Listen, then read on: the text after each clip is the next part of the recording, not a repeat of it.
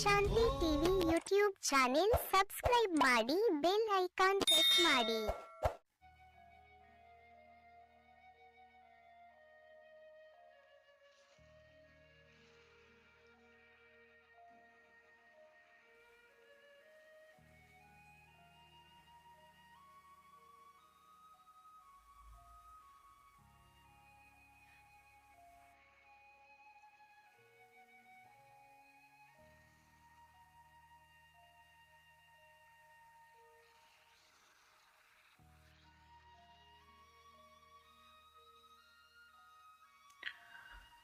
ಓಂ ಶಾಂತಿ.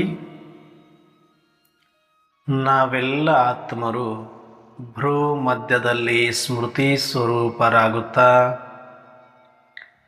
ನಾವೆಲ್ಲ ಆತ್ಮರ ತಂದೆ ಪರಂಪಿತ ಪರಮಾತ್ಮ ಶಿವ ತಂದೆಯನ್ನ ಪರಮಧಾಮದಲ್ಲಿ ಸ್ಮೃತಿ ಮಾಡಿಕೊಂಡು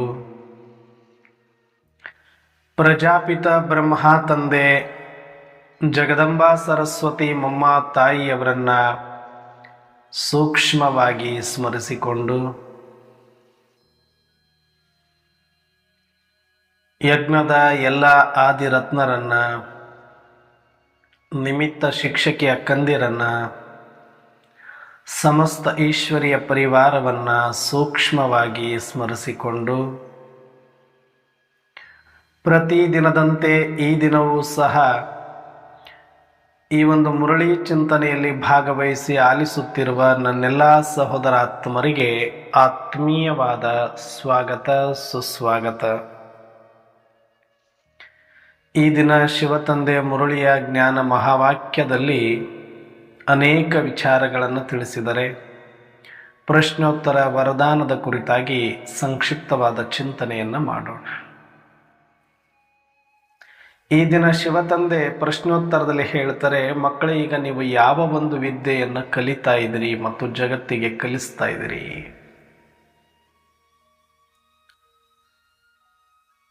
ಈಗ ನಾವು ಯಾವ ವಿದ್ಯೆಯನ್ನು ಕಲಿತಾ ಇದ್ದೇವೆ ಅಂತಂದ್ರೆ ಉತ್ತರದಲ್ಲಿ ಹೇಳ್ತಾರೆ, ಬದುಕಿದ್ದಾಗಲೇ ದೇಹದಿಂದ ಭಿನ್ನ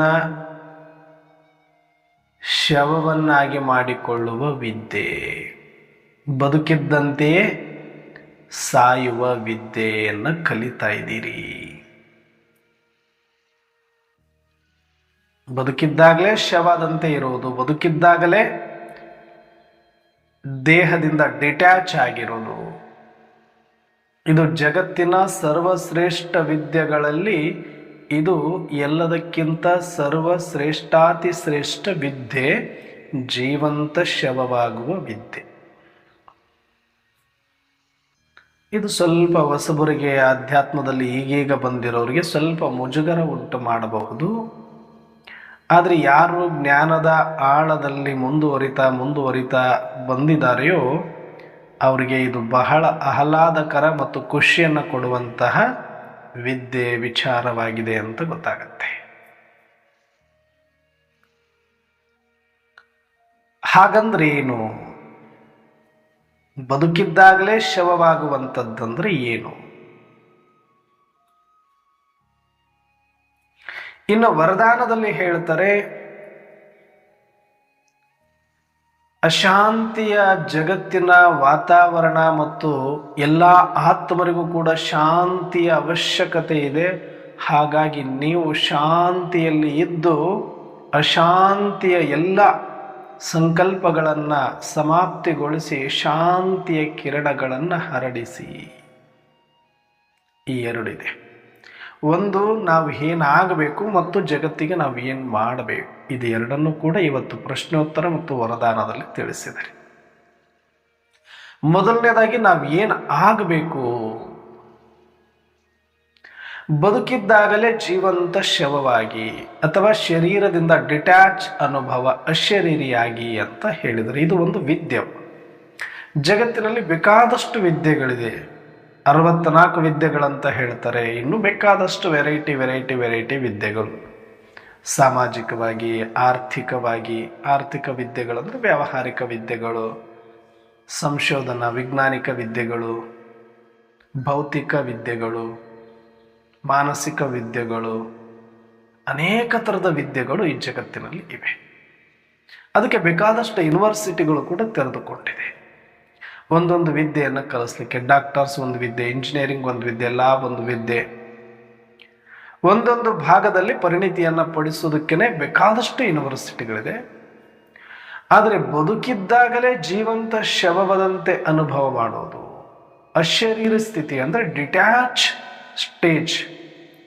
ಬದುಕಿದ್ದಾಗಲೇ, ಸತ್ತ ಮೇಲೆ ಶರೀರದಿಂದ ಆತ್ಮ ಡಿಟ್ಯಾಚ್ ಆಗೋದು ಸರ್ವೇ ಸಾಮಾನ್ಯ. ಅದು ಆದರೆ ಬದುಕಿದ್ದಾಗಲೇ ನನ್ನ ಆತ್ಮ ಈ ಶರೀರದಿಂದ ಡಿಟ್ಯಾಚ್ ಆಗಿರುವಂಥ ಸ್ಟೇಜನ್ನು ಉಪರಾಮ್ ಅಂತ ಕರೀತಾರೆ, ಸಾಕ್ಷಿ ಅಂತ ಕರೀತಾರೆ, ನ್ಯಾರ ಅಂತ ಕರೀತಾರೆ, ಕರ್ಮಾತೀತ್ ಅಂತ ಕರೀತಾರೆ, ಬಿಂದು ಸ್ಟೇಜ್ ಅಂತ ಕರೀತಾರೆ.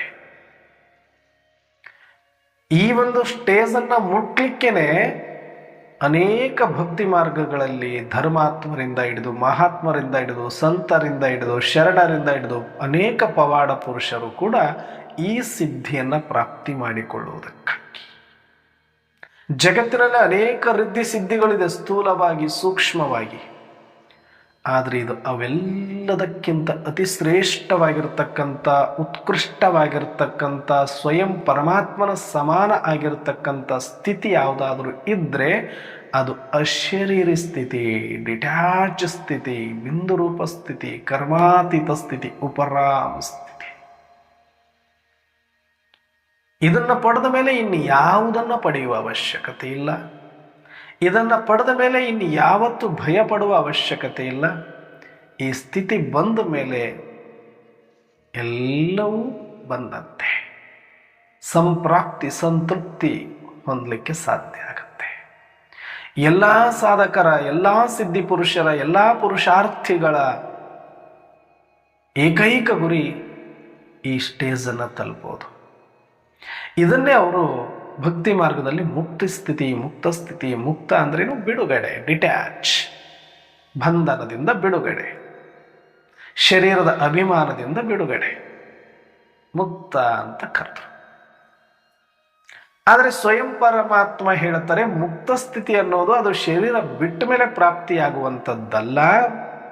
ಶರೀರದೊಳಗಡೆ ಇರುವಾಗಲೇ, ನಿಮ್ಮ ಸೂಕ್ಷ್ಮ ಇಂದ್ರಿಯಗಳು ಕೆಲಸ ಮಾಡ್ತಾ ಇರುವಾಗಲೂ ನೀವು ಅವೆಲ್ಲದರ ಪ್ರಭಾವದಿಂದ ಡಿಟ್ಯಾಚ್ ಆಗಿ ಅಶರೀರ ಸ್ಥಿತಿಯನ್ನು ಹೊಂದುವುದು ನಿಜವಾದ ಕರ್ಮಾತೀತ ಸ್ಟೇಜು, ಅಶರೀರ ಸ್ಟೇಜು, ಬಿಂದು ಸ್ಟೇಜು. ಇದನ್ನ ಜೀವಂತ ಮುಕ್ತ ಸ್ಟೇಜ್ ಅಂತ ಕರೀತಾರೆ, ಜೀವನ್ ಮುಕ್ತಿ.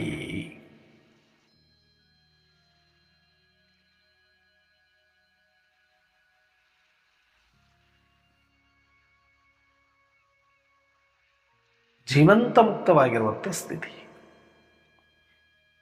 ಇದನ್ನು ಪಡೆದವರನ್ನ ಸಾಧಕರು, ಸಿದ್ಧಿ ಪುರುಷರು, ಶರಣರು, ಸತ್ಪುರುಷರು, ಮಹಾತ್ಮರು, ದಿವ್ಯಾತ್ಮರು ಅಂತ ಕರಿತೇವೆ ನಾವು. ಅಂಥವ್ರನ್ನೇ ಜಗತ್ತು ಇಲ್ಲಿಯ ತನಕ ಸ್ಮೃತಿಯಲ್ಲಿಟ್ಟುಕೊಂಡು ಅವರಿಗೆ ಗೌರವವನ್ನು ಸೂಚಿಸ್ತಾನೆ ಬಂದಿದೆ. ಪ್ರಕೃತಿ ಸಹಿತವಾಗಿ ಇಲ್ಲಿಯ ತನಕ ಅವರಿಗೆಲ್ಲವೂ ಕೂಡ ಅವರ ಕೈವಶದಲ್ಲಿ ಇರುತ್ತೆ, ಅವರಿಗೆ ಗೌರವವನ್ನು ಸೂಚಿಸುತ್ತೆ, ಕೃತಜ್ಞ ಆಗಿರುತ್ತೆ ಜಗತ್ತು. ಅದನ್ನು ಬಿಟ್ಟು ಉಳಿದು ಎಂಥ ರಾಜ್ಯವನ್ನು ಪಡೆದ್ರು, ಇಡೀ ವಿಶ್ವವನ್ನೇ ಗೆಲ್ಲದಿದ್ರು ಕೂಡ, ಇಡೀ ವಿಶ್ವದ ಸಂಪತ್ತನ್ನೇ ತನ್ನ ಹತ್ರ ಇಟ್ಕೊಂಡಿದ್ರು ಕೂಡ, ಎಂಥ ಪದವಿ ಕೀರ್ತಿಯನ್ನು ಪಡೆದಿದ್ರು, ಎಂಥ ಬೇರೆ ಲೌಕಿಕ ವಿದ್ಯೆಗಳನ್ನು ಪಡೆದು ದೊಡ್ಡ ಪೊಸಿಷನ್ನಿಗೆ ಬಂದಿದ್ದು, ಏನೆಲ್ಲ ಮಹಾನ್ ಕಾರ್ಯ ಅಂತ ಮಾಡಿದ್ರು, ತ್ಯಾಗ, ತಪಸ್ಸು, ಏನೇ ಬೇರೆ ಏನು ಮಾಡಿದ್ರು ಕೂಡ ಆ ಜಗತ್ತು ಅವ್ರನ್ನ ಯಾರನ್ನೂ ಶಾಶ್ವತವಾಗಿ ನೆನಪಿಟ್ಕೊಂಡಿಲ್ಲ. ಆಧ್ಯಾತ್ಮಿಕವಾದ ಸಾಧನೆ ಅಂದರೆ ಈ ಮುಕ್ತ ಸ್ಥಿತಿ, ಜೀವನ್ ಮುಕ್ತ ಸ್ಥಿತಿಯನ್ನು ಯಾರು ಪ್ರಾಪ್ತಿ ಮಾಡಿಕೊಂಡಿದ್ರು ಅವ್ರನ್ನ ಮಹಾತ್ಮರು ಅಂತ, ಧರ್ಮಾತ್ಮರು ಅಂತ, ದಿವ್ಯಾತ್ಮರು ಅಂತ, ಸಿದ್ಧಿ ಪುರುಷರು ಅಂತ ಈ ಜಗತ್ತು ನೆನಪಲ್ಲಿಟ್ಟುಕೊಂಡಿದೆ. ಬಿಟ್ಟರೆ ಉಳಿದ ಯಾರನ್ನು ಈ ಜಗತ್ತು ನೆನಪಲ್ಲಿಟ್ಟುಕೊಂಡೆ, ಅದು ಕ್ಷಣಿಕ. ಈಗ ನಮ್ಮೆಲ್ಲರ ಗುರಿ ಉದ್ದೇಶವೂ ಕೂಡ ಇದೇ ಆಗಿದೆ, ಜೀವಂತ ಮುಕ್ತ ಸ್ಥಿತಿಯನ್ನು ಅನುಭವ ಮಾಡಿ. ಯಾಕಂದ್ರೆ ಇನ್ನು ಮುಂದೆ ಒಳ್ಳೆಯದು ಅಂತ ಕೇಳೋದು ಬಹಳ ಕಷ್ಟ. ಇನ್ನು ಮುಂದೆ ನಡೆಯೋದೆಲ್ಲ ದುರ್ಘಟನೆಗಳೇ. ಇನ್ನು ಮುಂದೆ ಇರುವುದೆಲ್ಲ ದೌರ್ಭಾಗ್ಯವೇ, ದುಸ್ಥಿತಿಯೇ, ದುಸ್ವಪ್ನವೇ, ದುರ್ಮಾರ್ಗವೇ, ದುರ್ವಿಚಾರವೇ, ದುರ್ನಡತೆಯೇ ಇನ್ನು ಮುಂದೆ ಅತಿಯಾಗುವ ಕಾರಣ ನಾವು ಶಾಂತವಾಗಿರಲಿಕ್ಕೆ, ನಾವು ಸುಖವಾಗಿರಲಿಕ್ಕೆ, ನಾವು ಖುಷಿಯಾಗಿರಲಿಕ್ಕೆ ಒಂದೂ ಕಾರಣ ಸಿಗದಂಥ ಪರಿಸ್ಥಿತಿಗಳು, ವಾತಾವರಣ ಇನ್ನು ಮುಂದೆ ಬರೋದಿದೆ. ಇದನ್ನೇ ಮಹಾಪರಿವರ್ತನೆಯ ಸಮಯ, ಮಹಾವಿಕರಾಳ ಸಮಯ ಅಂತ ಕರಿತೀವಿ. ಇಂಥ ಸಮಯದಲ್ಲಿ ಇಲ್ಲಿ ತನಕ ಒಂದು ಲೆಕ್ಕ, ಇನ್ನು ಮುಂದೆ ಒಂದು ಲೆಕ್ಕ ಅಂತಲೇ ಪರಮಾತ್ಮ ಹೇಳ್ತಾರೆ. ಹಾಗಾಗಿ ಇನ್ನು ಮುಂದೆ ನಾವು ಈ ಅಶರೀರ ಸ್ಥಿತಿಯನ್ನು ಪ್ರಾಪ್ತಿ ಮಾಡಿಕೊಳ್ಳದೆ ಇದ್ದರೆ, ಶರೀರದಿಂದ ಡಿಟ್ಯಾಚ್ ಅನುಭವ ಬಿಂದು ಸ್ಟೇಜನ್ನು ಪಡೆಯದೇ ಇದ್ದರೆ, ಇಂದ್ರಿಯಗಳು ಕರ್ಮ ಮಾಡ್ತಾ ಇದ್ರೂ ಅದರ ಪ್ರಭಾವದಿಂದ ಮುಕ್ತ ಆಗದೇ ಇದ್ದರೆ ನಾವು ಶಾಂತವಾಗಿರಲಿಕ್ಕೆ ಅಸಂಭವ, ಮುಕ್ತವಾಗಿರಲಿಕ್ಕೆ ಅಸಂಭವ, ಸುಖಿಯಾಗಿ ಖುಷಿಯಾಗಿರಲಿಕ್ಕೆ ಅಸಂಭವ. ಹಾಗಾಗಿಯೇ ಸ್ವಯಂ ಪರಂಪಿತ ಪರಮಾತ್ಮ ಶಿವತಂದೆ, ನಾವೆಲ್ಲ ಆತ್ಮರ ಅಪ್ಪ, ತನ್ನ ಜವಾಬ್ದಾರಿಯನ್ನು ಮರೆಯದೆ, ಮಕ್ಕಳ ಯಾವುದೊಂದು ತಪ್ಪು ತಡಿಗಳನ್ನು ಲೆಕ್ಕಿಸದೆ ದಯಾಸಾಗರನಾಗಿ ನಮ್ಮ ಮೇಲೆ ದಯೆ ತೋರಿ, ಕ್ಷಮಾಸಾಗರನಾಗಿ ನಮ್ಮೆಲ್ಲರನ್ನ ಕ್ಷಮಿಸಿ, ಕೃಪಾಸಾಗರನಾಗಿ ನಮ್ಮೆಲ್ಲರ ಮೇಲೆ ಕೃಪೆ ಮಾಡಿ ಈ ಧರೆಯಲ್ಲಿ ಅವತರಿಸಿ ಪ್ರಜಾಪಿತ ಬ್ರಹ್ಮ ತಂದೆಯ ಮೂಲಕ ಅದ್ಭುತವಾದ ಆದಿ ಮಧ್ಯ ಅಂತ್ಯದ ಸಮಯ ಜ್ಞಾನವನ್ನು, ಕಾಲಜ್ಞಾನವನ್ನು, ತ್ರಿಕಾಲ ಜ್ಞಾನವನ್ನು ಕೊಟ್ಟು, ಸ್ಮೃತಿಯನ್ನು ಕೊಟ್ಟು, ತ್ರಿಲೋಕ ಸಂಚಾರಿಯನ್ನಾಗಿ ಮಾಡಿ, ತ್ರಿಮೂರ್ತಿಯನ್ನಾಗಿ ಮಾಡಿ, ತ್ರಿನೇತ್ರಿಯನ್ನಾಗಿ ಮಾಡಿದ್ದಾರೆ. ಇನ್ಫಾರ್ಮೇಷನನ್ನು ಕೊಟ್ಟಿದ್ದಾರೆ. ಈಗ ಆ ಇನ್ಫಾರ್ಮೇಷನನ್ನು ತಗೊಂಡು ನಾವು ಪ್ರಾಯೋಗಿಕವಾಗಿ ಅಳವಡಿಸಿಕೊಂಡು ಪ್ರಯೋಗಾತ್ಮಶೀಲರಾಗಿ ಆ ಪದವಿಯನ್ನು ಪಡೆಯೋದು ಮಾತ್ರ ನಾವೆಲ್ಲ ಮಕ್ಕಳ ಕೈಯಲ್ಲೇ ಇದೆ.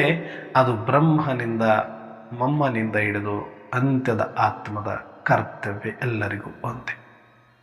ನನ್ನ ಪುರುಷಾರ್ಥವನ್ನು ನಾನೇ ಮಾಡಿಕೊಂಡು ನನ್ನ ಸ್ಥಿತಿಯನ್ನು ನಾನೇ ಸೇರಬೇಕಲ್ಲದೆ ಇದನ್ನು ಯಾರೂ ಮಾಡಲಿಕ್ಕೆ ಸಾಧ್ಯ ಇಲ್ಲ. ಇದರಲ್ಲಿ ಯಾರೂ ಹೆಲ್ಪ್ ಮಾಡಲಿಕ್ಕೆ ಸಾಧ್ಯ ಇಲ್ಲ, ಸ್ವಯಂ ಪರಮಾತ್ಮನ ಸಹಿತವಾಗಿ. ಇಷ್ಟನ್ನು ಮಾತ್ರ ಮಾಡಬಹುದು. ಹಾಗಾಗಿ ಈಗಿಲ್ಲದಿದ್ದರೆ ಇನ್ನೆಂದಿಗೂ ಇಲ್ಲ. ಇದನ್ನು ಗಂಭೀರವಾಗಿ ನಾವು ತಗೊಳ್ಳೋಣ. ಈ ಸಮಯ ಬಿಟ್ಟರೆ ಮತ್ತೆ ಸುಸಮಯ ನಮಗೆ ಮುಂದೆ ಇಲ್ಲ. ಇದೇ ಒಳ್ಳೆಯ ಸಮಯ, ಇದೇ ಒಳ್ಳೆಯ ದಿನ, ಇದೇ ಒಳ್ಳೆಯ ಕ್ಷಣ ಅಶರೀರಿ ಆಗಲಿಕ್ಕೆ, ಕರ್ಮಾತೀತ ಆಗಲಿಕ್ಕೆ, ಬಿಂದು ಆಗಲಿಕ್ಕೆ. ಪೆಟ್ಟುಗಳು ಸಾಕಷ್ಟು ಬಿದ್ದಿರ್ಬೋದು, ನೋವುಗಳು ಸಾಕಷ್ಟು ಬಂದಿರ್ಬೋದು, ದುಃಖ ದಾರಿದ್ರ್ಯ ನಮ್ಮ ಮುಂದೆ ಕುಣಿತಾ ಇರಬಹುದು.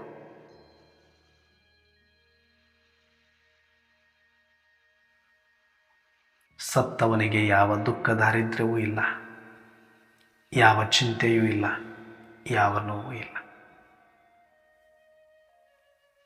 ಯಾವತ್ತೂ ಒಂದು ದಿನ ಸಾಯ್ತೇವೆ. ನಮ್ಮ ಮುಂದೆ ಲಕ್ಷಾಂತರ ಆತ್ಮರು ಸತ್ತಿದ್ದಾರೆ. ಸತ್ತ ಕ್ಷಣವೇ ಅವರ ಪಾಲಿಗೆ ಈ ಜಗತ್ತು ಸತ್ತು ಹೋಗಿದೆ, ಈ ಸಂಬಂಧಗಳು ಸತ್ತು ಹೋಗಿದೆ. ಬೇಕಾದಷ್ಟು ಕೋಟಿಗಟ್ಟಲೆ, ಸಾವಿರಾರು ಕೋಟಿ, ಲಕ್ಷಾಂತರ ಕೋಟಿಯ ಆಸ್ತಿಯನ್ನ ಮಾಡಿ, ಅಧಿಕಾರವನ್ನು ಹೊಂದಿ, ಜಗತ್ತನ್ನೇ ಆಳುವಂಥ ದೊರೆ ಆಗಿದ್ರೂ ಕೂಡ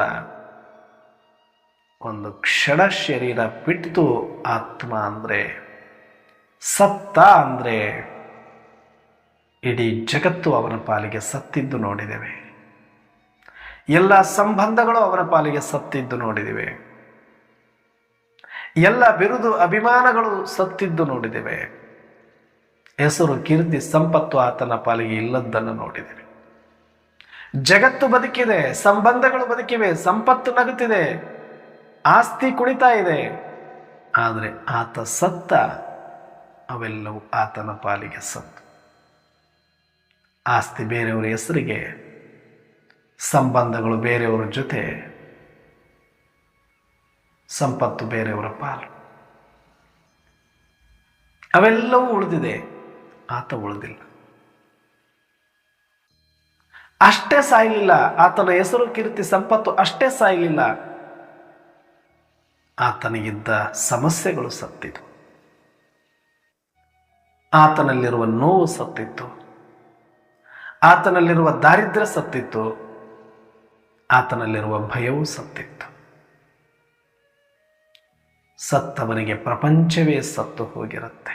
ಪ್ರಪಂಚದ ಪಾಲಿಗೆ ಅವನು ಸತ್ತ, ಅವನ ಪಾಲಿಗೆ ಪ್ರಪಂಚವೂ ಸತ್ತಿತ್ತು. ನಮಗೂ ಯಾವತ್ತೂ ಒಂದು ಕ್ಷಣ, ಯಾವತ್ತೂ ಒಂದು ದಿನ ಅದು ಬರುವುದಿದೆ, ಬರಲೇಬೇಕು, ಬರುತ್ತೆ.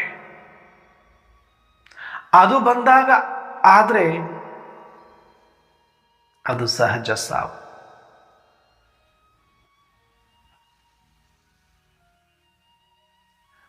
ಅದರ ಈಗಲೇ ನಾವು ಮಾಡಿಕೊಂಡ್ರೆ ಸಾಧನೆ.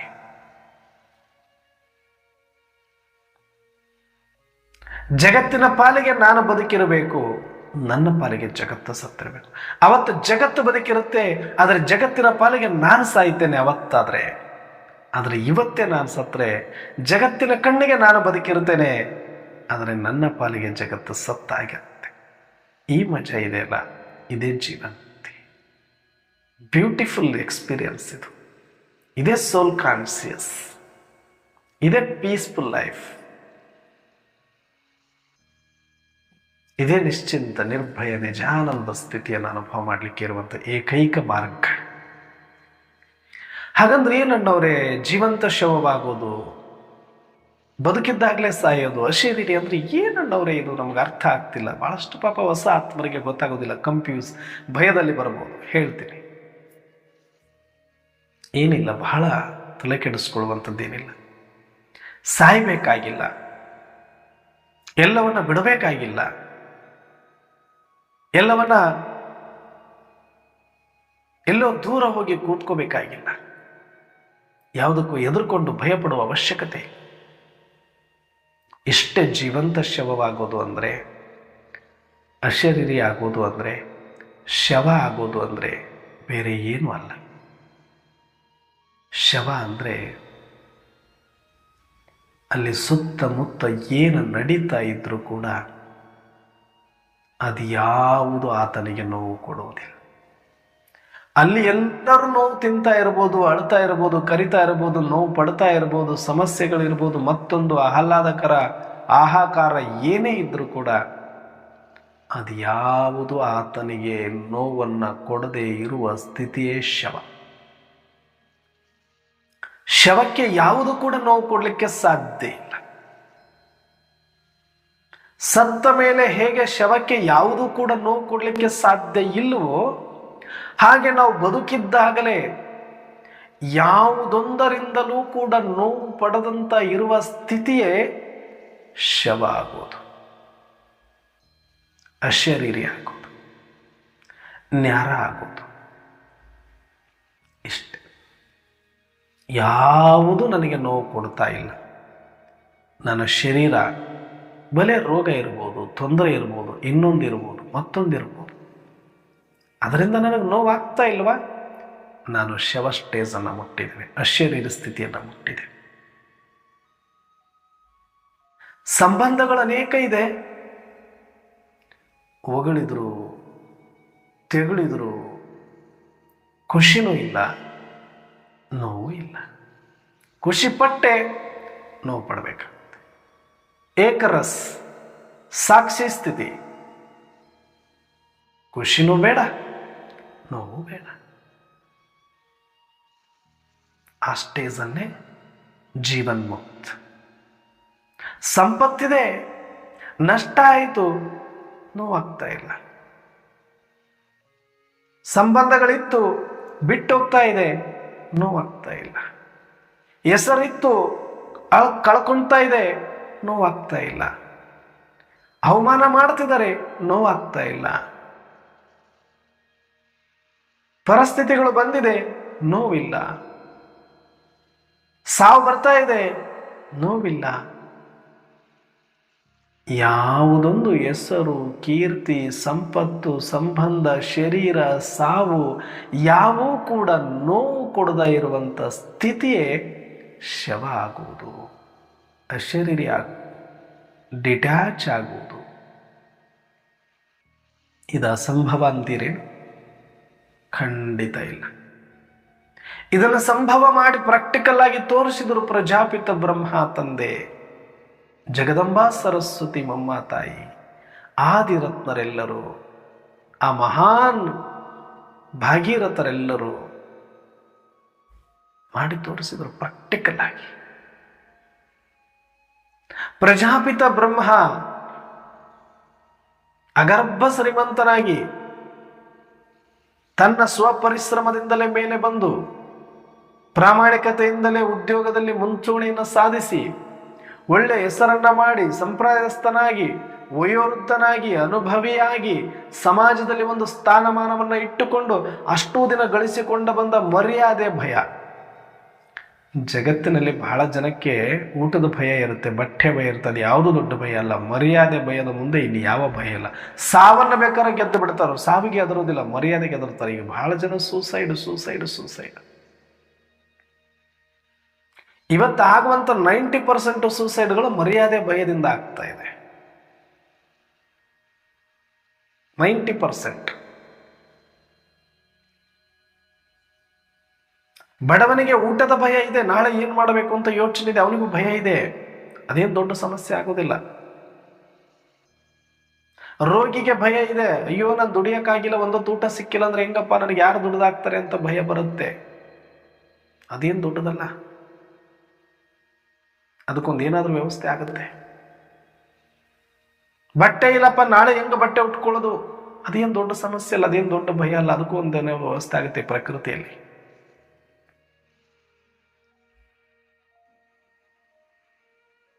ಜಗತ್ತಿನಲ್ಲಿ ಎಲ್ಲಾ ಭಯಗಳಿಂದಲೂ ಸಾವಿನ ಭಯ ಅತಿ ದೊಡ್ಡದು. ಎಲ್ಲ ಬೇಕಾದ್ರೆ ಒಪ್ಕೊಳ್ತೀವಿ, ಸಾವು ಅಂದ್ರೆ ಎಲ್ಲನೂ ಬಿಟ್ಟು ಬಿಡ್ತೀವಿ. ಶರೀರ, ಸಂಬಂಧ, ಸಂಪತ್ತು, ಎಲ್ಲ ಅಭಿಮಾನ ಬಿಟ್ಟು ಬಿಡ್ತೀವಿ.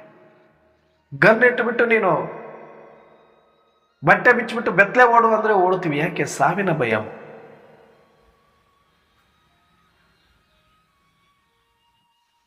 ಸಂಬಂಧಗಳು ಬಿಟ್ಟು ಬಿಡು ಅಂದ್ರೆ ಬಿಟ್ಟು ಬಿಡ್ತೀವಿ. ಯಾಕೆ? ಸಾವಿನ ಭಯ. ಹಣೆಗೆ ಗುಂಡಿಟ್ಟು ಬಂದೂಕಿಟ್ಟು ಆಸ್ತಿ ಎಲ್ಲ ಬಿಟ್ಟು ಬಿಡು ಅಂದ್ರೆ ಬಿಟ್ಟು ಬಿಡ್ತೀವಿ. ಯಾಕೆ? ಸಾವಿನ ಭಯ. ಎಲ್ಲದಕ್ಕಿಂತ ದೊಡ್ಡ ಭಯ ಸಾವು ಅಂತ ಬಂದಾಗ ಮನುಷ್ಯ ಏನು ಬೇಕಾದರೂ ಬಿಟ್ಕೊಟ್ಟು ಬಿಡ್ತಾನೆ. ಇಷ್ಟೇ ಈ ಸಂಪತ್ತಿನ ವ್ಯಾಲ್ಯೂ.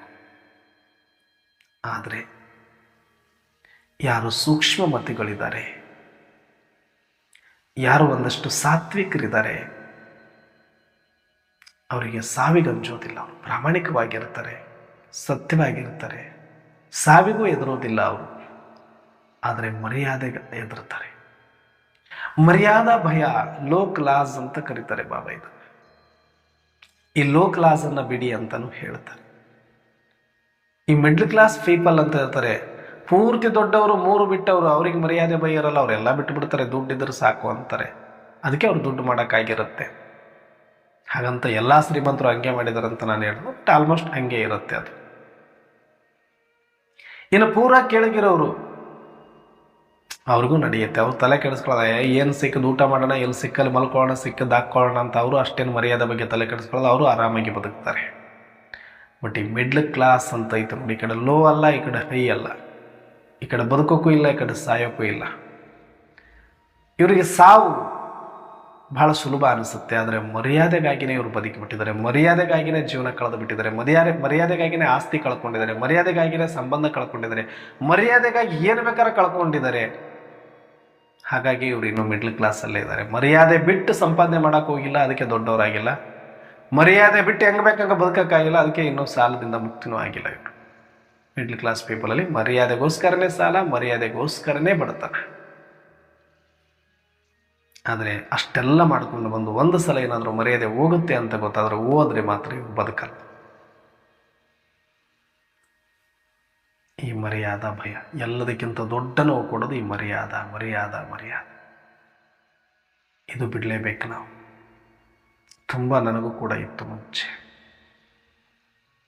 ಚಿಕ್ಕವನಿರುವಾಗಲಿಂದಲೂ ಯಾರಾದರೂ ಒಂದು ಮಾತು ಅಂದುಬಿಟ್ರೆ ತುಂಬ ನೋವಲ್ಲಿ ಹೋಗ್ಬಿಡ್ತಾ ಇದೆ. ಯಾರು ಏನು ಅನ್ಬಾರ್ದು, ಯಾಕಂದ್ರೆ ನಾನು ಯಾರಿಗೂ ಏನು ಅನ್ನಲ್ಲ. ಒಂದೊತ್ತು ಊಟ ಬೇಕಾದ್ರೆ ಬಿಟ್ಟು ಬಿಡೋಣ, ಉಪವಾಸ ಇದ್ದು ಬಿಡೋಣ. ಬೇಕಾದ್ರೆ ಒಬ್ಬರ ಹತ್ರ ಹಿಂಗೆ ಬೆರಳು ಮಾಡಿ ತೋರಿಸ್ಕೊಳ್ಳೋದು, ಒಂದು ಹೆಸರು ಅನ್ನಿಸ್ಕೊಳ್ಳೋದು ನನಗೆ ಇಷ್ಟ ಆಗ್ತಿರ್ಲಿಲ್ಲ. ತುಂಬ ಮರ್ಯಾದೆ ಭಯ. ಮಿಡಲ್ ಕ್ಲಾಸ್ ಪೀಪಲ್ ಎಲ್ಲರದು ಅಷ್ಟೇ. ಇದು ತಂದೆ ತಾಯಿಗೆ ಒಂದು ಹೆಸರು, ಕೆಟ್ಟ ಹೆಸರು ಬರಬಾರ್ದು, ನಮಗೆ ಕೆಟ್ಟ ಹೆಸರು ಬರಬಾರ್ದು, ನಮ್ಮ ಊರಿಗೆ ಕೆಟ್ಟ ಹೆಸರು ಬರಬಾರ್ದು, ನಮ್ಮ ಕುಟುಂಬಕ್ಕೆ ಕೆಟ್ಟ ಹೆಸರು ಬರಬಾರ್ದು. ಇದರಲ್ಲೇ ಬಡದಾಡಿ ಸಾಯ್ತೀವಿ ನಾವು ಅಷ್ಟೇ. ಇದನ್ನು ಬಿಟ್ಟು ಅವ್ರು ಮೇಲಾದ್ರೂ ಇದ್ದಾರೆ, ಇಲ್ಲ ಪೂರ ಕೆಳಗಾದ್ರೆ ಇದ್ದಾರೆ, ಅವ್ರು ಆರಾಮಾಗಿದ್ದಾರೆ ನನಗೆ ಗೊತ್ತಿದ್ದಂಗೆ. ಈ ಬಿಟ್ಟಿರೋರೇ ಬಹಳ ಜನ ಇದ್ದಾರೆ, ಬಟ್ ಹಿಡ್ಕೊಂಡಿರೋರೇ ಒದ್ದಾಡ್ತಾ ಇರೋದು. ಈ ಮರ್ಯಾದೆ ಭಯ ಯಾರಿಗಿದೆ ಅವರೇ ಒದ್ದಾಡ್ತಾ ಇರೋದು, ಇವತ್ತು ಹೋರಾಡ್ತಾ ಇರೋದು ಜೀವನದಲ್ಲಿ. ಯಾಕಂದ್ರೆ ಲಿಮಿಟ್ ಕ್ರಾಸ್ ಮಾಡೋಕ್ಕೂ ಆಗಲ್ಲ, ಪೂರ್ತಿ ಲಿಮಿಟ್ ಕೆಳಗಡೆ ಹೋಗೋಕ್ಕೂ ಆಗಲ್ಲ. ಆದರೆ ಶವ ಆದಾಗ ಅಲ್ಲಿ ಯಾವ ಮರ್ಯಾದೆನೂ ಇರಲ್ಲ. ಯಾರು ತಲೆ ಮೇಲೆ ಕಾಲಿಟ್ಟರು ಗೊತ್ತಾಗಲ್ಲ, ಯಾರು ಒದ್ದು ಕೂಡಿಸಿದ್ರು ಗೊತ್ತಾಗಲ್ಲ, ಯಾರು ಕೈ ಕಾಲು ಮುರಿದ್ರು ಗೊತ್ತಾಗಲ್ಲ, ಯಾರು ಬೈದರೂ ಗೊತ್ತಾಗಲ್ಲ. ಇಷ್ಟೇ.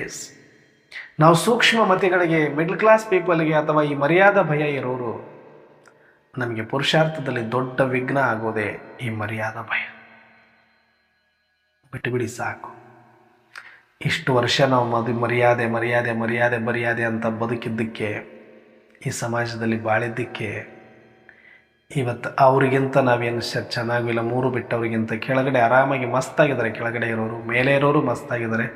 ನಾವು ಮರ್ಯಾದೆ ಮರ್ಯಾದೆ ಮರ್ಯಾದೆ ಅಂತ ಬಡ್ಕೊಂಡಷ್ಟು ನಮ್ಮ ದಿನ ಮರ್ಯಾದೆ ಊರಾಗಲ್ಲ ಆಗಿದೆ, ಬಿಟ್ಟರೆ ಇನ್ನೇನೂ ಆಗಿಲ್ಲ. ಇಲ್ಲಿ ಸಾಕು, ಬಿಟ್ಟು ಬಿಡೋಣ. ಇನ್ನೂ ಮರ್ಯಾದೆ ಮರ್ಯಾದೆ ಮರ್ಯಾದೆ ಲೋ ಕ್ಲಾಸ್ ಅಂತ ಇವ್ರಿಗಂಜು ಅವ್ರಿಗಂಜು, ಆ ನೆಂಟರಂಗೆ ಈ ನೆಂಟರಂಗೆ, ಈ ಬೀಗರಂಗೆ ಇದೇ ಬಡದಾಟ. ನಮ್ಗೆ ಅವ್ರನ್ನ ಇವ್ರು ನೋಡೋದೇ ಗೊತ್ತಿಲ್ಲ. ಜಗತ್ತು ವಿಶಾಲ ಇದೆ, ಅದು ಬೇಕಾಗಿಲ್ಲ. ನಮ್ಮದೊಂದು ಸರ್ಕಲ್, ನಮ್ಮದೊಂದು ಫ್ಯಾಮಿಲಿ ಸರ್ಕಲ್ ಮಾಡ್ಕೊಂಡಿರ್ತೀವಿ, ಅದರೊಳಗಡೆ ಬಡದಾಡಿ ಒಂದು ದಿನ ಸತ್ತು ಹೋಗ್ತೀವಿ. ಯಾರು ಹೋಗಿರ್ತಾರೋ ಅವರೇ ಬಂದು ತುಳಿದು ನಮ್ಮನ್ನು ಇಡಬೇಕು, ಆವಾಗಲೇ ನಮಗೆ ಶಾಂತಿ. ಬಿಟ್ಟು ಬಿಡಬೇಕು ಸಾಕು. ಈ ಜಗತ್ತಿಗೆ ಎದುರುಕೊಂಡು ಬದುಕಿದಷ್ಟು ಎದುರಿಸುತ್ತೆ ಇದು, ಹಂಚಿಕೊಂಡು ಬದುಕಿದಷ್ಟು ಹಂಚಿಸುತ್ತೆ ಇದು. ಮೈ ಕೊಡವಿ ನಿಂತ್ಕೊಳ್ಬೇಕು, ಏನಾಗುತ್ತೆ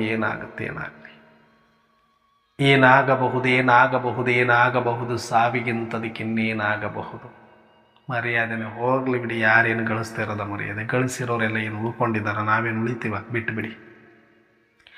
ಯಾರ ಬಗ್ಗೆನೂ ತಲೆ ಕೆಡಿಸ್ಕೊಳ್ಬೇಡಿ, ಯಾರಿಗೋಸ್ಕರನೂ ಬದುಕಬೇಡಿ, ಯಾರಿಗೂ ಮೆಚ್ಚಿಸ್ಲಿಕ್ಕೆ ಹೋಗಬೇಡಿ, ಯಾರಿಗೇನು ಅನ್ಕೊಳ್ತಾರೋ ಅಂತ ಮೊದಲು ತಿಳ್ಕೊಳ್ಬೇಡಿ. ನಿಮ್ಮ ಆತ್ಮಸಾಕ್ಷಿಗೆ ನೀವು ಬದುಕಿ, ನಿಮ್ಮ ಮನಸ್ಸಾಕ್ಷಿಗೆ ನೀವು ಬದುಕಿ, ನಿಮ್ಮ ಆತ್ಮತೃಪ್ತಿಗಾಗಿ ನೀವು ಸಾಧನೆ ಪುರುಷಾರ್ಥ ಮಾಡಿ, ತೋರಿಕೆಗಾಗಿ ಅಲ್ಲ, ಮತ್ತು ಯಾರ ಭಯಕ್ಕಾಗಿಯೂ ಅಲ್ಲ. ಅಯ್ಯೋ ಅಕ್ಕವ್ರು ಏನಂದು ಬಿಡ್ತಾರೋ, ಅಣ್ಣವ್ರು ಏನಂದು ಬಿಡ್ತಾರೋ, ಈ ಮನೆಯವ್ರು ಏನಂದು ಬಿಡ್ತಾರೋ, ಕುಟುಂಬದವ್ರು ಏನಂದು ಬಿಡ್ತಾರೋ, ಈ ಮರ್ಯಾದೆ ಈ ಭಯ ಬೇಡ. ಸಾಕಿನ್ನು ಇಷ್ಟು ದಿನ ಎದುರಿದ್ದು, ಇಷ್ಟು ದಿನ ಮಾಡಿದ್ದು. ಇದರಿಂದನೂ ಹೊರಗಡೆ ಬರುವ ಸ್ಥಿತಿಯೇ ಅಶರೀರಿ ಸ್ಥಿತಿ, ಕರ್ಮಾತೀತ ಸ್ಥಿತಿ. ಇದು ಯಾವಾಗ ಸಾಧ್ಯ ಅಂದರೆ, ಈ ಹೊರಗಡೆ ಬ್ರಹ್ಮಾಂಡದೊಳಗಡೆ ಹೇಗೆ ಸೂರ್ಯ ಬೇರೆ, ಚಂದ್ರ ಬೇರೆ, ನಕ್ಷತ್ರಗಳು ಬೇರೆ, ಗಿಡ ಮರಗಳು ಬೇರೆ, ಪ್ರಕೃತಿ ಬೇರೆ, ಮನೆ ಬೇರೆ, ನಾನು ಬೇರೆ ಅಂತ ಡಿಫ್ರೆನ್ಸ್ ಗೊತ್ತಾಗುತ್ತೆ ಸ್ಪಷ್ಟವಾಗಿ. ಹಾಗೆ ಈ ಪಿಂಡಾಂಡದೊಳಗಡೆ ಇಲ್ಲಿ ಹೃದಯ ಬೇರೆ, ಕಿಡ್ನಿ ಬೇರೆ, ಲಿವರ್ ಬೇರೆ, ಕಣ್ಣು ಬೇರೆ, ಕಿವಿ ಬೇರೆ, ಹಲ್ಲು ಬೇರೆ, ಬಾಯಿ ಬೇರೆ, ಮೆದುಳು ಬೇರೆ, ಅದರೊಳಗಡೆ ನಾನೊಂದು ಚೈತನ್ಯ ಜ್ಯೋತಿ ಸಪರೇಟ್ ಅಂತಲೇ ಅನುಭವ ಮಾಡುವಷ್ಟೇ ಇದು ಒಂದು ಜಡ ಅಂತ ತಿಳ್ಕೊಳ್ಳೋದು, ಜೀವಂತ ಜಡ ಅಂತ ತಿಳ್ಕೊಳ್ಳೋದು. ಇದು ಈ ಪ್ರಪಂಚ ಬಲೆ ಚಲಿಸ್ತಾ ಇದ್ರೂ ಕೂಡ ಇದು ಜಡವಾಗಿ ನಮಗೆ ಹೇಗೆ ಕಾಣಿಸ್ತಾ ಇದೆಯೋ ಹಾಗೆ ಇದು ಒಳಗಡೆ ಎಷ್ಟೇ ಚಲನೆಯಲ್ಲಿದ್ದರೂ ನನ್ನ ಪಾಲಿಗೆ ಇದು ಜಡ ಅಂತಲೇ ತಗೊಳ್ಬೇಕು. ಇದು ಒಂದು ಪ್ರಕೃತಿಯ ಗುಚ್ಛ, ಇದು ಒಂದು ಪರಮಾಣುಗಳ ಜೀವಕೋಶಗಳ ಮೂಟೆ ಅಂತ ಇದನ್ನು ತಗೊಂಡು ಇದರೊಳಗಡೆ ನಾನು ಸ್ವಚ್ಛಂದವಾಗಿ ಆತ್ಮ ಜ್ಯೋತಿ ಸ್ವರೂಪನಾಗಿ ಪರಮಶಾಂತನಾಗಿ ಭ್ರುಕುಟಿಯ ಮಧ್ಯದಲ್ಲಿ ವಿರಾಜಮಾನನಾಗಿದ್ದೇನಂತ ಡಿಟ್ಯಾಚ್ ಅನುಭವವನ್ನು ಯೋಗದಲ್ಲಿ ಅಭ್ಯಾಸ ಮಾಡಿ. ಇವೆಲ್ಲವೂ ಕೂಡ ಸೆಲ್ಸ್, ನಾನ್ ಸೋಲ್. ಈ ಸೆಲ್ಸ್ಗೂ ನಾನ್ ಸೋಲ್ಗೂ ವ್ಯತ್ಯಾಸ ತುಂಬ ಇದೆ ಅನ್ನೋದನ್ನು ಅರ್ಥ ಮಾಡಿಕೊಂಡು ಒಳಗಡೆ ಈ ಸೆಲ್ಸ್ಗಳ ರಾಸಾಯನಿಕ ಕ್ರಿಯೆಗಳಿಂದ ಏನು ನಡೀತಾ ಇದೆ ಇದೆಲ್ಲವೂ, ಇದರಿಂದ ನಾನು ಸದಾ ಡಿಟ್ಯಾಚ್ ಆಗಿರುವ ಒಂದು ಪವರ್ಫುಲ್ ಪೀಸ್ಫುಲ್ ಸೋಲ್ ಆಗಿದ್ದೇನೆ, point of light, source of energy soul ನಾನಾಗಿದ್ದೇನೆ ಅಂತ ಆ ಸೋಲ್ ಕಾನ್ಸಿಯಸ್ಸಲ್ಲಿ ಬಂದು ಬಾಡಿ ಕಾನ್ಸಿಯಸ್ಸನ್ನು ಬಿಟ್ಟು ಇದು ಒಂದು ಪಿಂಡಾಂಡವೇ ಒಂದು ಪ್ರಪಂಚ ಅಂತ ತಿಳಿದು, ಇದು ಪ್ರಕೃತಿ ಅಂತ ತಿಳಿದು, ಇದು ಪಂಚತತ್ವಗಳ ಗೂಡು ಅಂತ ತಿಳಿದು ಇದರೊಳಗಡೆ ನಾನು ಡಿಟ್ಯಾಚ್ ಅಂತ ಇಲ್ಲಿ ಭ್ರುಕುಟಿಯ ಮಧ್ಯದಲ್ಲಿ ಸ್ಪೆಷಲ್ ಆಗಿ ನಾನು ಆತ್ಮ ಆತ್ಮ ಆತ್ಮ ಅಂತ ಅನುಭವ ಮಾಡ್ತಾ ಈ ಶರೀರದಿಂದ ಡಿಟ್ಯಾಚ್ ಸ್ಥಿತಿಯನ್ನು ಭ್ರುಕುಟಿಯ ಮಧ್ಯದಲ್ಲಿ ಅನುಭವ ಮಾಡಿ ಆಗ ನಿಮಗೆ ಗೊತ್ತಿಲ್ಲದಂತೆ ಆತ್ಮದ ಸ್ವಧರ್ಮ ಶಾಂತಿಯಾಗಿರೋದ್ರಿಂದ ಪರಮಶಾಂತಿಯ ಅನುಭೂತಿ. ಇವತ್ತು ಬೆಳಿಗ್ಗೆ ಅಮೃತ ವೇಳೆಯಲ್ಲಿ ನನಗೆ ಸಂಕಲ್ಪ ಬಂತು, ಕಂಪ್ಲೀಟ್ ಈ ಶರೀರವನ್ನು ಜಡ ಮಾಡಿಕೊಂಡು ನನ್ನ ಆತ್ಮ ಸಪ್ರೇಟ್ ಭ್ರುಕುಟಿಯ ಮಧ್ಯದಲ್ಲಿ ಅಂತ ಆ ಮನಬುದ್ಧಿ ಸಂಸ್ಕಾರಗಳು ನನ್ನ ಆತ್ಮನನ್ನು ಹೇಗೆ ನಾವು ಹೊರಗಡೆ ಶಿವನನ್ನು ಆರಾಧನೆ ಮಾಡ್ತೀವಿ, ಲಿಂಗವನ್ನು ಆರಾಧನೆ ಮಾಡ್ತಾ ಇದ್ದೀವಿ ಭಕ್ತಿ ಮಾರ್ಗದಲ್ಲಿ, ಹಾಗೆ ನಾನು ಆತ್ಮ ಜ್ಯೋತಿಯನ್ನು ಈ ಮನಬುದ್ಧಿ ಸಂಸ್ಕಾರಗಳು ಒಳಗಡೆ ಆರಾಧನೆ ಮಾಡುವಂತೆ ಮಾಡಿಕೊಂಡು ಇಡೀ ಶರೀರವನ್ನು ಜಡವಾಗಿ ಮಾಡಿಕೊಂಡು ಆ ಮನಬುದ್ಧಿ ಸಂಸ್ಕಾರಗಳೆಲ್ಲವೂ ಕೂಡ ನನಗೆ ಶರಣಾಗಿ ನನಗೆ ನಮಿಸ್ತಾ ಇರೋದು. ನಾನು ಆತ್ಮ ಪ್ರಜ್ವಲಿಸಿ ಇಡೀ ಮನಸ್ಸು ಬುದ್ಧಿ ಸಂಸ್ಕಾರ ಸಹಿತವಾಗಿ ಇಡೀ ಬ್ರಹ್ಮಾಂಡ ಅರ್ಥಾತ್ ಈ ಪಿಂಡಾಂಡಕ್ಕೆ ಸಕಾಶವನ್ನು ಕೊಟ್ಟು ನನ್ನ ಪ್ರಕಾಶದಲ್ಲಿ ಪ್ರಜ್ವಲಗೊಳಿಸಿ ನನ್ನ ಪರಮಶಾಂತಿಯನ್ನು ಅನುಭೂತಿ ಮಾಡಿಸ್ತಾ ಪ್ರತಿಯೊಂದು ಸೆಲ್ಗೂ ಕೂಡ ಆ ಒಂದು ಪೀಸ್ನ ಅನುಭವ ಮಾಡ್ತಾ ಇರೋದು ನಾನಿವತ್ತು ಬೆಳಿಗ್ಗೆನೇ ಎಕ್ಸ್ಪೀರಿಯನ್ಸ್ ಮಾಡ್ತಾ ಇದ್ದೆ. ಇವತ್ತು ಮುರುಳಿಯಲ್ಲೂ ಕೂಡ ಅದೇ ಬಂತು. ಹಾಗಾಗಿ ನಿಮ್ಮ ಹತ್ರ ಹಂಚ್ಕೊಳ್ಬೇಕು ಅಂತಲೇ ಅದೇ ಒಂದು ಪಾಯಿಂಟನ್ನು ತಗೊಂಡೆ. ಹಾಗಾಗಿ ಈ ರೀತಿ ನೀವು ಮಾಡ್ತಾ ಇದ್ದಾಗ ಮುಂದೆ ಬರುವಂಥ ಸಮಯದಲ್ಲಿ ಎಲ್ಲ ಆತ್ಮರಿಗೂ ಕೂಡ ಎಲ್ಲ ಆ ಲೈವ್ ಸೆಲ್ ಒಳಗಡೆ ಯಾವುದಿದೆ ಅಥವಾ ಆ ಮೈಂಡ್ ಇಂಟೆಲೆಕ್ಟ್ ರಿಸೋರ್ಸ್ ಏನಿದೆ ಅದೆಲ್ಲದಕ್ಕೂ ಕೂಡ ಒಂದು ಪೀಸ್ಫುಲ್ ಒಂದು ಎನರ್ಜಿ ಬೇಕಾಗಿದೆ. ಪೀಸ್ ಅನ್ನೋದೊಂದು ಶಕ್ತಿ, ಅದು ಒಂದು ಔಷಧಿ, ಅದು ಒಂದು ವಿಟಾಮಿನ್. ಆ ಪೀಸ್ ವಿಟಾಮಿನ್ ಬೇಕಾಗಿದೆ. ಎಲ್ಲದಕ್ಕೂ ಬೇರೆ ಬೇರೆ ಡಿ ವಿಟಾಮಿನ್ ಇನ್ನೊಂದು ಮತ್ತೊಂದು ಪ್ರಕೃತಿಯಿಂದ ಸಿಗುತ್ತೆ, ಆದರೆ ಆತ್ಮದಿಂದ ಮಾತ್ರ ಆ ಪೀಸ್ ವಿಟಾಮಿನ್ ಪ್ರೊಡ್ಯೂಸ್ ಆಗುತ್ತೆ. ಹಾಗಾಗಿ ಆ ಪೀಸ್ ವಿಟಾಮಿನನ್ನು ಎಲ್ಲ ಕಣಕಣಗಳಿಗೂ ಜೀವಕೋಶಗಳಿಗೂ ಪರಮಾಣುಗಳಿಗೂ ಪ್ರಕೃತಿಗೂ ಕೂಡ ಹಂಚುವಂಥ ಕೆಪಾಸಿಟಿ ಇರೋದು ಯಾರ ಆತ್ಮ ಜಾಗೃತಿಯಾಗಿರುತ್ತೆ, ಯಾರ ಆತ್ಮದಿಂದ ಆ ಪೀಸ್ ಮೆಡಿಷನ್ ಪ್ರೊಡ್ಯೂಸ್ ಆಗ್ತಾ ಹೋಗುತ್ತೆ, ಯಾರ ಆತ್ಮ ಸೋಲ್ ಕಾನ್ಷಿಯಸ್ ಅಂದರೆ ಅವ್ರಿಗೆ ಮಾತ್ರ ಪೀಸ್ ಹೊರಗಡೆ ಪ್ರೊಡ್ಯೂಸ್ ಆಗಲಿಕ್ಕೆ ಸ್ಟಾರ್ಟ್ ಆಗುತ್ತೆ. ಹಾಗಾಗಿ ಆ ಥರ ನೀವು ಸೋಲ್ ಕಾನ್ಷಿಯಸ್ಸಲ್ಲಿ ಬಂದು ಪೀಸ್ಫುಲ್ ಆಗಿದ್ದುಕೊಂಡು ನೀವು ಪೀಸ್ ಅನುಭವ ಮಾಡ್ತಾ ಮಾಡ್ತಾ ಅದರ ಪ್ರಕಂಪನಗಳನ್ನು ಒಳಗಡೆ ಹರಿಸಿದ್ರೆ ಅದು ನಿಜವಾಗಲೂ ಕೂಡ ಒಂದು ದೊಡ್ಡ ಸೇವೆ ಅಂತ ಇವತ್ತು ಹೇಳಿದ್ದಾರೆ. ಅಂಥ ಒಂದು ಶಾಂತಿ ದೂತರು ನಾವು ಆಗಬೇಕಾಗಿದೆ, ಅಂಥ ಒಂದು ಶಾಂತಿಯ ದಾನಿಗಳು ನಾವು ಆಗಬೇಕಾಗಿದೆ, ಶಾಂತಿಯ ಕುಂಡ ಆಗಬೇಕಾಗಿದೆ. ಹಾಗಾಗಿ ನಾನು ಆತ್ಮದ ಅಭ್ಯಾಸ ಮಾಡ್ತಾ ಮಾಡ್ತಾ ಈ ಶರೀರದಿಂದ ಡಿಟ್ಯಾಚ್ ಆಗುವಂಥ ಅನುಭವವನ್ನು ನಡೀತಾ ಓಡಾಡ್ತಾ ಈ ಒಂದು ಎಕ್ಸ್ಪೀರಿಯನ್ಸ್ ಮಾಡುವ ಅಭ್ಯಾಸ ಮಾಡಿ ಆದಷ್ಟು ಬೇಗ ಡಿಟ್ಯಾಚ್ ಅಶರೀರಿ ಜೀವಂತ ಶವ ಅಂದರೆ ನೋವು ಆಗದ ಸ್ಥಿತಿಯನ್ನು ಹೊಂದೋಣ ಅಂತ ಹೇಳ್ತಾ ಇವತ್ತಿನ ಚಿಂತನೆಯನ್ನು ಮುಕ್ತಾಯ ಮಾಡೋಣ. ಓಂ ಶಾಂತಿ.